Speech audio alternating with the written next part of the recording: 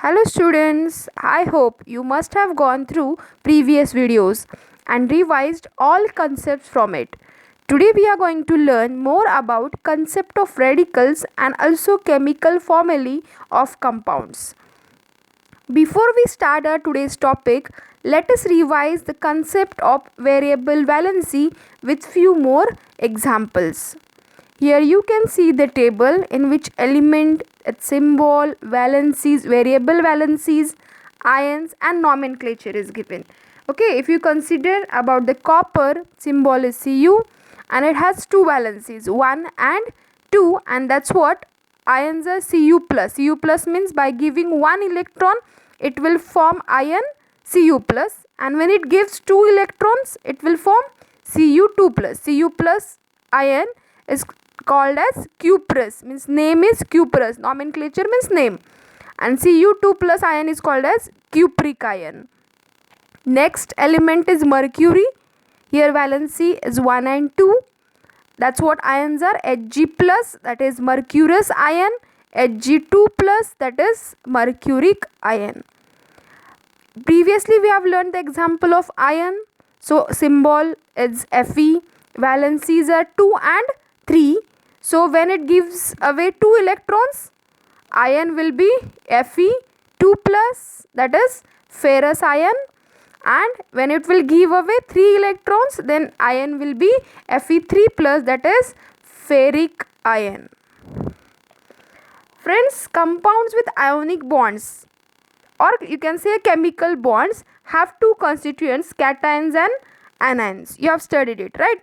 So here you can see the sodium hydroxide NaOH is made up of Na plus, that is cation, and OH minus, that is anion.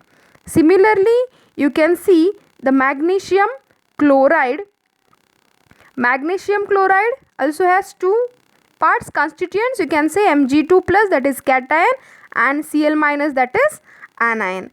These ions, means cations and anions, take part independently in chemical reactions. Okay, and therefore they are called radicals. In NaOH you can say that sodium radical and hydroxide radical. Same in case of MgCl2 also, you can say Mg2 plus and Cl minus. These are the radicals.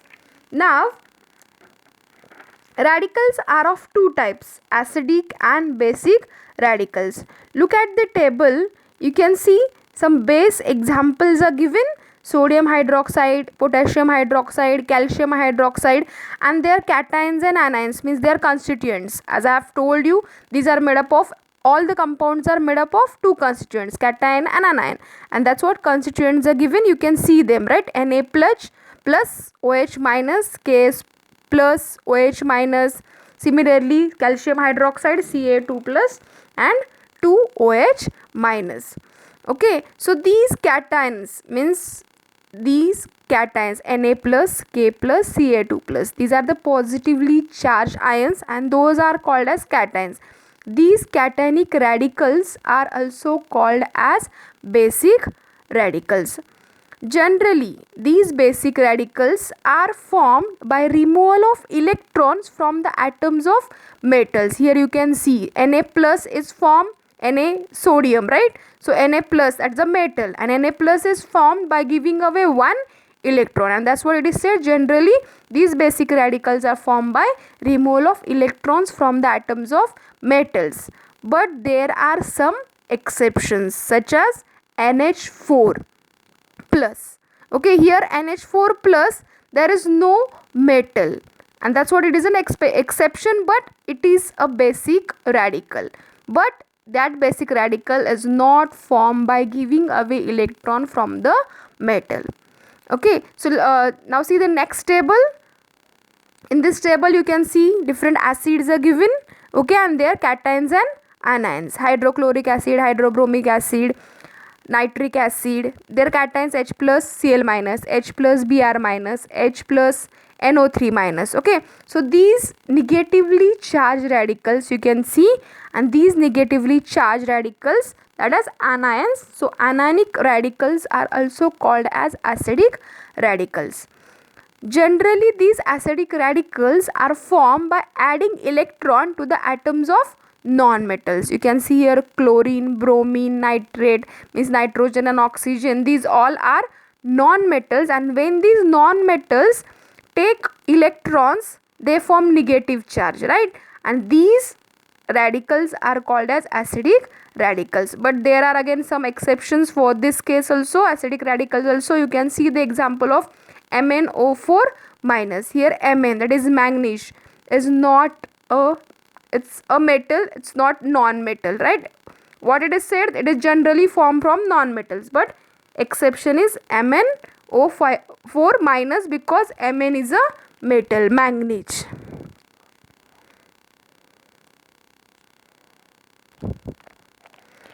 Now students, here is one example, you can say one question is given, and in that question it is said that you have to classify these radicals. You can see the radicals are given, cations and anions, and you have to classify them.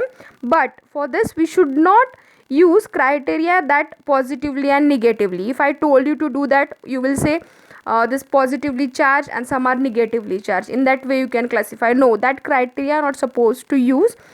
So but you have to classify them. So how? Let's see. If you see them carefully, you can see that there are some radicals which are made up of group of atoms. For example, you can see SO4, right? Sulfur and oxygen, 4 oxygen atoms, 1 sulfur, means it's a group of atoms. And if you see Ag plus, it's a one metal ion, so it's made up of only one atom. Okay, so accordingly you can classify them. These are the monoatomic. Mono means single atom, they are made up of single atom. Monoatomic radicals are there, and there are some radicals which are made up of groups, and according to that radicals are classified as simple radicals and composite radicals. You can see the examples. Okay, I have classified them. Okay, these examples I have classified into simple and composite. Ag plus, Mg2 plus, Cl minus, Fe2 plus, Br minus. These are the simple radicals. Okay, so these simple radicals and composite radicals. Composite radicals means they are made up of group of atoms.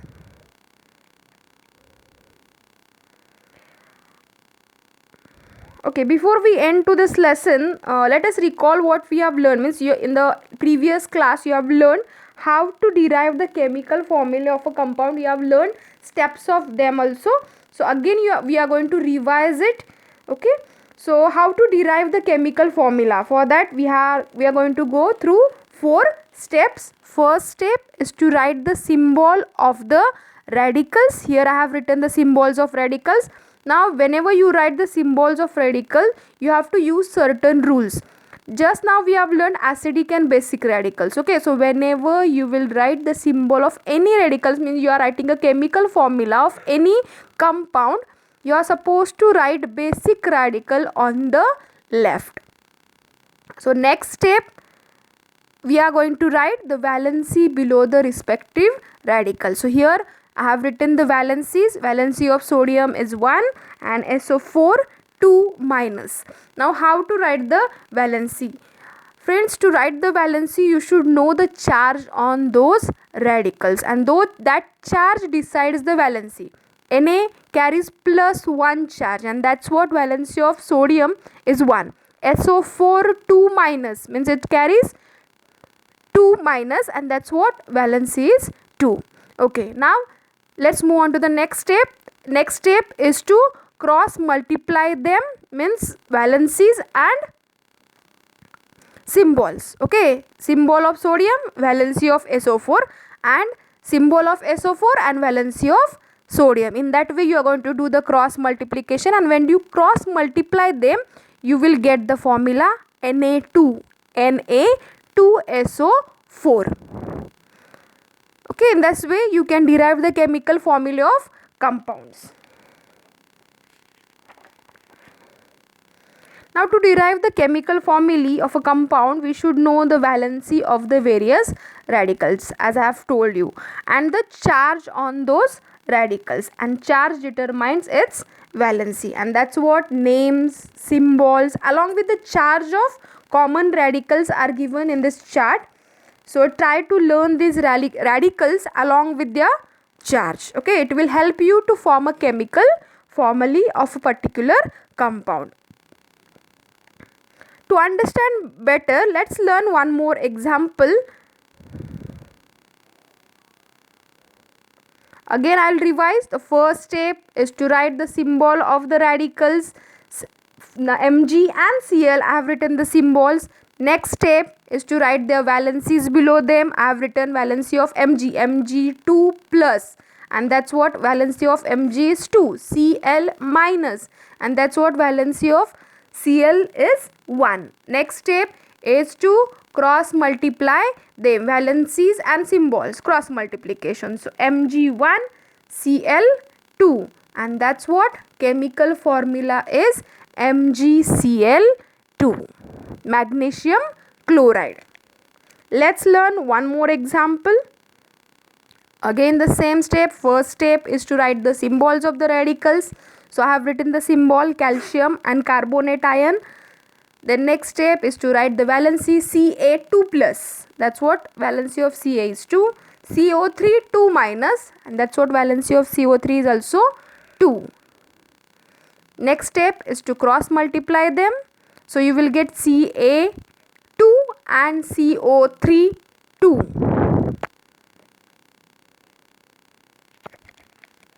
Okay, Ca2 CO3.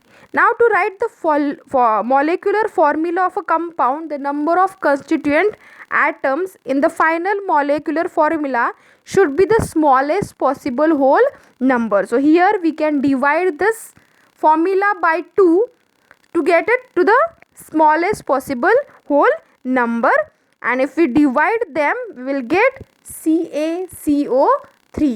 2 will be divided by 2, and here again 2 will be divided by 2, so we'll get CaCO3, and this we have to do. There are some examples in which we have to reduce the number to its possible smallest whole number.